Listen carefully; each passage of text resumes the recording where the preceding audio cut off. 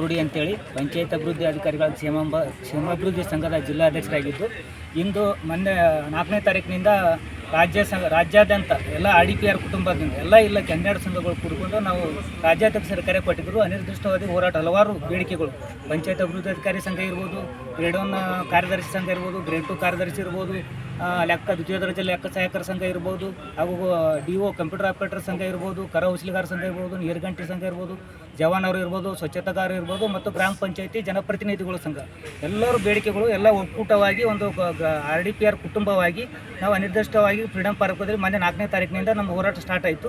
4, 5 ಮತ್ತು ರಾಜ್ಯದಂತ ಅಲ್ಲಿ ಫ್ರೀಡಂ ಪಾರ್ಕ್ದಲ್ಲಿ ಎಲ್ಲ ಕುಟುಂಬ ವರ್ಗದವರು ಎಲ್ಲರೂ ಕೂಡಿ ಅಲ್ಲಿ ಹೋರಾಟ ಮಾಡಿದೆವು. ಮತ್ತು ಅಲ್ಲಿ ಏನು 2 ದಿನ ಹೋರಾಟ ಮಾಡಿದ ನಂತರ ಎಲ್ಲರಿಗೆ ರಾಜ್ಯಕ್ಕೆ ಅಲ್ಲಿ ಫ್ರೀಡಂ ಪಾರ್ಕ್ಗೆ ಹೋಗಲಿಕ್ಕೆ ಒಂದು ತೊಂದರೆ ಆಗ್ತಾ ಎಲ್ಲರೂ ಇದು ಆಗ್ತಾ ನಿರ್ದಿಷ್ಟವಾದ ಹೋರಾಟ ಇರುವ ಕಾರಣದಿಂದ ರಾಜ್ಯಾಧ್ಯಕ್ಷ ಒಂದು ನಿರ್ದೇಶನದ ಮೇರೆಗೆ ಇವತ್ತು ನಾವು ಎಲ್ಲ ರಾಜ್ಯಾದ್ಯಂತ ಎಲ್ಲ ಜಿಲ್ಲಾ ಪಂಚಾಯತಿಗಳ ಮುಂದುಗಡೆ ಒಂದು RDPR ಕುಟುಂಬದೊಂದಿಗೆ ಹಲವಾರು ಬೇಡಿಕೆಗಳು ಇಟ್ಟುಕೊಂಡು ಇವತ್ತು ಅನಿರ್ದಿಷ್ಟವಾದ ಹೋರಾಟವನ್ನು ಪ್ರಾರಂಭ ಮಾಡಿದ್ದೇವೆ.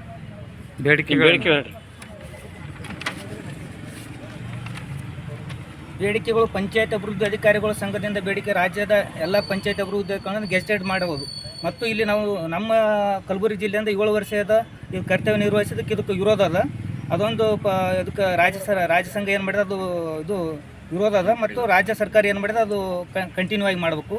ಮತ್ತು ಪಂಚಾಯತ್ ಅವರು ಜ್ಯೇಷ್ಠತಾ ಪಟ್ಟಿಯನ್ನು ಕೂಡಲೇ ಅಂತಿಮಗೊಳಿಸಿ ಬಡ್ತಿ ನೀಡಲು ಕ್ರಮ ವಹಿಸಬೇಕು. MGNRG ಅನುಷ್ಠಾನಪಡಿಸುವ ಗುರಿ ನಿಗದಿಪಡಿಸುವುದನ್ನು ಕೈ ಬಿಡಬೇಕು. ಅವಶ್ಯಕತೆ ಇಲ್ಲದ ಕಡೆಗಳಲ್ಲಿ ಗ್ರಾಮ ಪಂಚಾಯತಿ ಅಭಿಪ್ರಾಯ ಪಡೆದು ಕೂಸಿನ ಮನೆ ಮುಂದುವರಿಸಬೇಕು. ಇಲ್ಲಿಕಂದ್ರೆ ಬಿಟ್ಟು ಬಿಡಬೇಕು. ಕುಂದುಕೊರತೆ ಪ್ರಾಧಿಕಾರವನ್ನು ಪೊಲೀಸ್ ಇಲಾಖೆ ಮಾದರಿಯಲ್ಲಿ ಸದೃಢಗೊಳಿಸುವುದು, ತಜ್ಞರ ಸಮಿತಿ ನೇಮಿಸುವುದು, ಏಕರೂಪದ ಆಡಿಟ್ ಪದ್ಧತಿ ಜಾರಿಗೊಳಿಸುವುದು, ಗ್ರಾಮ ಪಂಚಾಯತಿ ಮೇಲ್ದರ್ಜೆಯ ಸಂದರ್ಭದಲ್ಲಿ ನಗರ ಸ್ಥಳೀಯ ಸಂಸ್ಥೆಗಳಿಗೆ ಅಲ್ಲಿನ ಸರ್ಕಾರಿ ನೌಕರನ್ನು ಸಾರ್ವಜನಿಕ ದೃಷ್ಟಿ ವಿಲೀನಗೊಳಿಸುವುದು. ಈಗಾಗಲೇ ಹಿಂಪಡೆದಿರುವ 17, 18 ಮತ್ತು 11, 12ನೇ ಸಾಲಿನ ನರೇಗಾ ಲೋಕಾಯುಕ್ತ ಪ್ರಕರಣವನ್ನು ಶಾಶ್ವತವಾಗಿ ಮುಕ್ತಾಯಗೊಳಿಸಿ ಮಾಹಿತಿ ನೀಡುವುದು. ಪಂಚಾಯತ್ ಅಭಿವೃದ್ಧಿ ಅಧಿಕಾರಿಗಳ ಇಲಾಖೆಯಲ್ಲಿ ಸಮಾನಾಂತರ ಹುದ್ದೆ ನಿಯೋಜನೆ ಮೇಲೆ ಬಿಟ್ಟು ಮಂಜೂರಾತಿ ಹುದ್ದೆಗಳಲ್ಲಿ 25 ಅನುಮತಿ ನೀಡುವುದು. ಈಗ ಮತ್ತು ಕರ ಉಸ್ಲಿಗಾರ ಸಂಘದ ಬೇಡಿಕೆಗಳದವ್ರಿ, ಹಲವಾರು ಬೇಡಿಕೆಗಳದವ್ರಿ, ಎಲ್ಲ ಸಂಘದ ಬೇಡಿಕೆಗಳವ. Okay sir. ಎಲ್ಲರಿಗೂ ನಮಸ್ಕಾರಗಳು. ನಾನು ಕುಮಾರ್ ರಾಜೇಶ್ವರಿ ಸಾಹು ಅಂತ ಪಂಚಾಯತ್ ಅಭಿವೃದ್ಧಿ ಅಧಿಕಾರಿಗಳ B ಗ್ರೇಡ್ ಹುದ್ದೆ ಉನ್ನತೀಕರಣ ಸಂಘದ ರಾಜ್ಯ ಮಹಿಳಾ ನಿರ್ದೇಶಕರು ಮತ್ತು ಕಲಬುರಗಿ ಜಿಲ್ಲಾ ಪ್ರಧಾನ ಕಾರ್ಯದರ್ಶಿ ಆಗಿದ್ದೀನಿ. ಇವತ್ತಿನ ದಿನ ನಾವು ಬೆಂಗಳೂರಿನ ಫ್ರೀಡಂ ಪಾರ್ಕ್ದಲ್ಲಿ 4ನೇ ತಾರೀಕು ಮತ್ತು 5ನೇ ತಾರೀಕಿಗೆ 2 ದಿನಗಳ ನಿರಂತರವಾಗಿ ಹೋರಾಟವನ್ನು ಮಾಡಿದ್ವಿ. ನಮ್ಮ ಇಲಾಖೆಯ ಮಾನ್ಯ ಸಚಿವರು ಇಲ್ಲದೇ ಇರುವ ಕಾರಣ ನಾವು ಹೋರಾಟವನ್ನು ಕೈ ಬಿಡಲಿಲ್ಲ. ಯಾಕಂತಂದರೆ ಅವರು ಹಾಜರಾಗಲಿಲ್ಲ. ಹಾಗಾಗಿ ಇವತ್ತಿನ ದಿನ ನಾವು ಇಡೀ ರಾಜ್ಯಾದ್ಯಂತ ಎಲ್ಲ ಜಿಲ್ಲಾ ಪಂಚಾಯತಿಗಳಲ್ಲಿ ಹೋರಾಟವನ್ನು ಮುಂದುವರಿಸ್ತಾ ಇದ್ದೀವಿ. ಇವತ್ತು ನಮ್ಮದು ಒಂದೇ ಬೇಡಿಕೆ ಅಲ್ಲ, B ಗ್ರೇಡ್ ಸಂಘದ ಒಂದೇ ಬೇಡಿಕೆ ಅಲ್ಲ. ನಮ್ಮ ಸಂಘದ ಮೂಲ ಉದ್ದೇಶ ಏನಂತಂದರೆ ಏನು ಸರ್ಕಾರ 1500 ಹುದ್ದೆಗಳನ್ನು ಮತ್ತು 650 ಹುದ್ದೆಗಳನ್ನು ನಂತರದಲ್ಲಿ B ಗ್ರೇಡ್ ಮಾಡಬೇಕಂತ ಒಂದು ಮಾಡ್ತಾ ಇದೆ. ಅದನ್ನು ವಿರೋಧಿಸಿ ಇಡೀ ರಾಜ್ಯದ ಎಲ್ಲ ಹುದ್ದೆಗಳನ್ನು ಎಲ್ಲ ಪಂಚಾಯತ್ ಅಭಿವೃದ್ಧಿ ಅಧಿಕಾರಿಗಳನ್ನು ಏಕಕಾಲಕ್ಕೆ B ಗ್ರೇಡ್ ಮಾಡಬೇಕನ್ನುವಂಥದ್ದು ನಮ್ಮ ಸಂಘದ ಮೂಲ ಉದ್ದೇಶ.